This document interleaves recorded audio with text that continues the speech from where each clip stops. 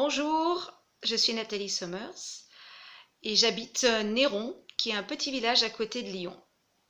Alors ça fait un petit peu loin de chez vous, mais grâce à la vidéo, on est tout proche.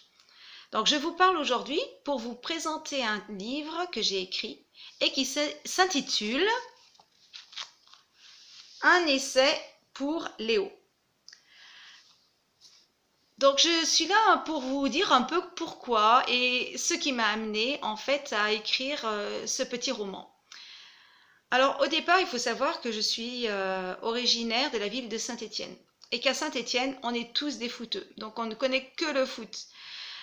Du coup, j'ai découvert le rugby lorsque j'ai épousé un Irlandais et que je l'ai vu regarder les matchs du tournoi des Six Nations.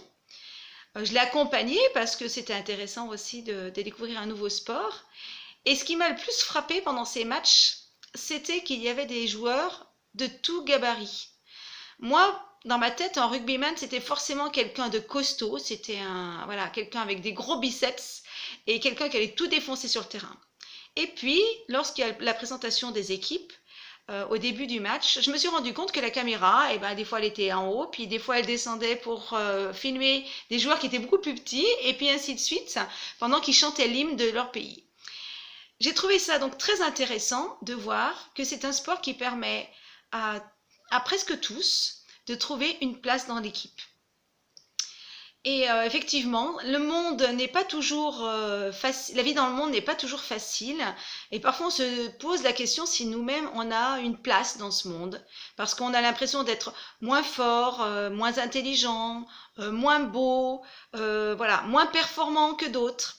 Et l'histoire de Léo est là pour vous rappeler qu'il faut de tout pour faire un monde et qu'il ne faut surtout pas imaginer que vous n'avez pas de raison d'être ici sur cette planète.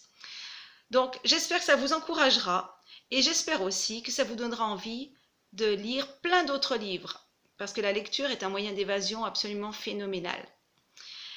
J'espère également qu'un jour ou l'autre, on aura l'occasion de se revoir, cette fois en chair et en os, parce que la vidéo, ça a du bon, mais c'est aussi un petit peu frustrant. Eh bien, d'ici ce moment, je vous souhaite de très belles lectures et puis très bientôt de belles vacances. Au revoir!